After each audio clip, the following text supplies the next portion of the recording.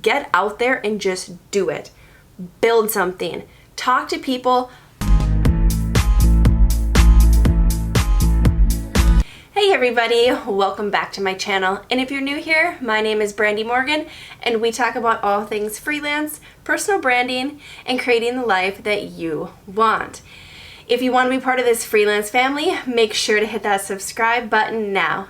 And of course, give this video a thumbs up so I know that you like this type of content.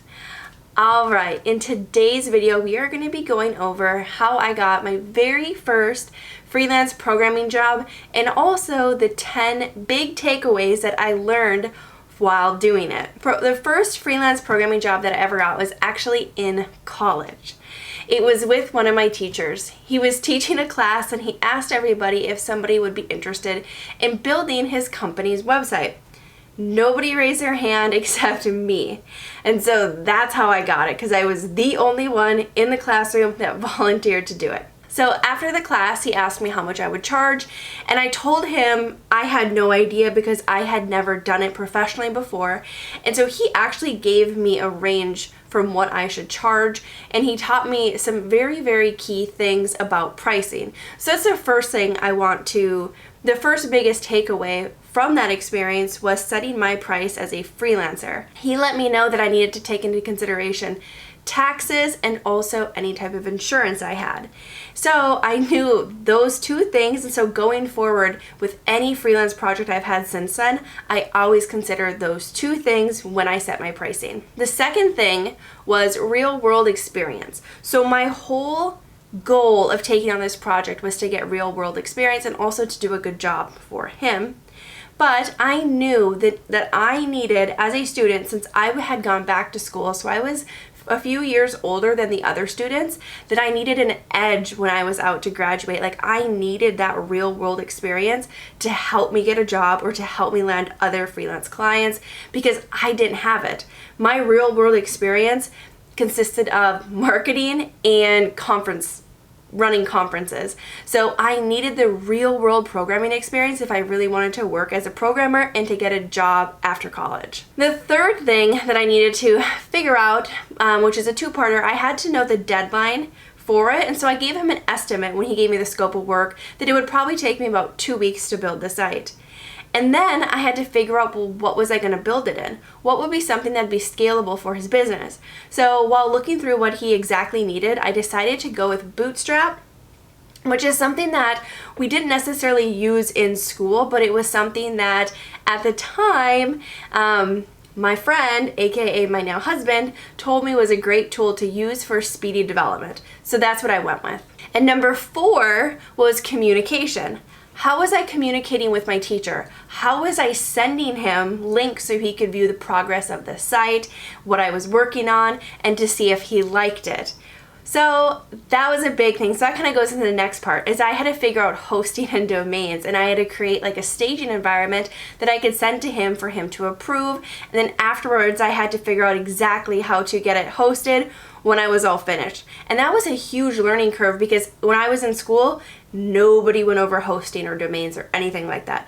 So it was really good that I got that real world experience working on that for an actual paying client. The next thing was I had to make sure that he was okay with me putting on my portfolio.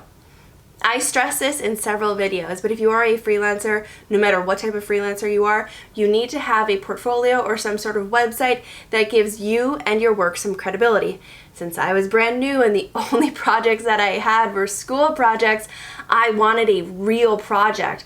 And the other aspect of that was I wanted to create a case study. So I needed to get approval from him that I could ask him questions and we could have a sit-down conversation about the actual website and the project, so I could write out a case study that would then live on my website for future prospects to view. After that, so after the portfolio, after the case study, I also wanted to get a reference from my teacher. I wanted him to tell me what it was like working with me so I could also put that on the website. And what goes into a really, really good reference, like testimonial for somebody, is they describe the problem that you solved for them, the timeline, and how well you did it, and also how good it was or how bad it was working with you. So was it easy to communicate with you? Were you listening to their suggestions and when they gave you feedback? There's tons that can go into a good referral, but those are some key things to keep in mind. The next thing that happened was pretty cool, is I asked him if he knew of any other opportunities. Since he really enjoyed working with me, he was working with a company and he said that they were looking for, I think it was Python developers. And I am not a Python developer at all. I mostly do JavaScript. Even back then I had only done JavaScript and PHP. And I think I took one Python class. So I told him, I took one class, I'd be willing to go through the interview. Because I'm one of those people that I'm like, well, I'll just go in and see how it goes. I'll just wing it. And so I ended up going into the interview that he set for the company. And he actually called in, so he was on the speaker. And I think there were like 3 or 4 other people in the interview. And I guess the interview went really, really well. And afterwards, I talked with him, and he had said that it was the first interview that he had ever been in where the interviewee, me, actually led the interview and was interviewing the company to see if they would be a good fit. So they actually ended up wanting to work with me, but I had to pass because I was in school and I wasn't setting out to be a Python developer. That was not something I was passionate about, but it was a really, really, really good experience. So the key takeaway there is when you're working with somebody, ask them if they know of any other opportunities or if they need help in other areas that you can provide your services for. And then lastly, the other takeaway from this was I told all my teachers and my friends that I had built my very first, client website, and I got paid to do it. What that did was that opened up the door for other opportunities. One of my teachers was like, oh, I didn't realize you were working. Would you be interested in this, this, and this? It just opened up a dialogue that I could have with other professionals that knew that I could do this, and I could point them to my portfolio that I have to let them see the work themselves. So those are the big 10 takeaways that I got from getting my very first freelance programming job.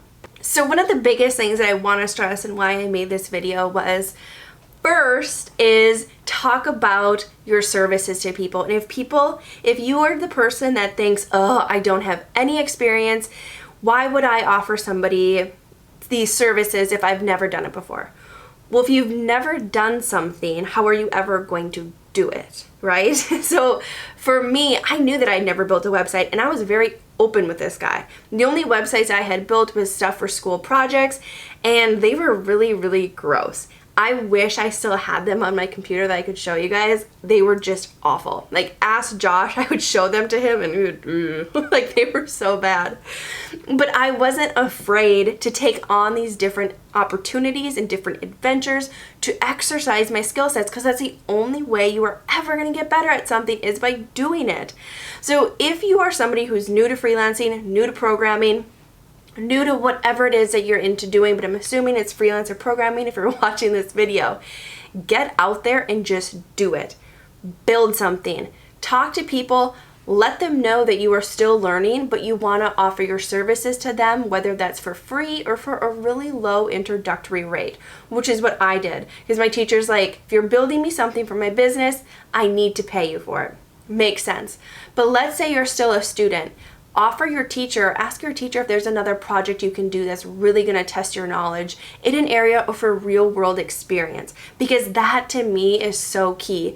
Like, the actually building a website that this person was going to use for their business, I had to think about so many different things than just the stuff for my school projects. And the last thing is when you do work on these projects, get those referrals so you can make those case studies and testimonials so you can put them on your portfolio or your personal website. That stuff just adds to your credibility, and it speaks volumes to people that are viewing your site, that are wanting to hire you as a freelancer. So please get references, get testimonials, and even create case studies.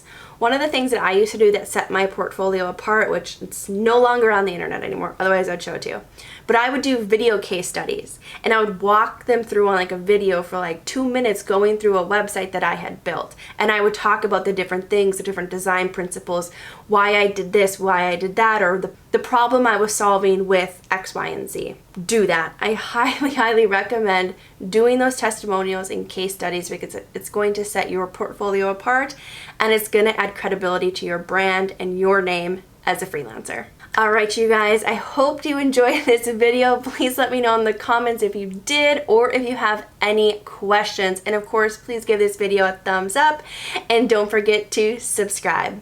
Have a great day.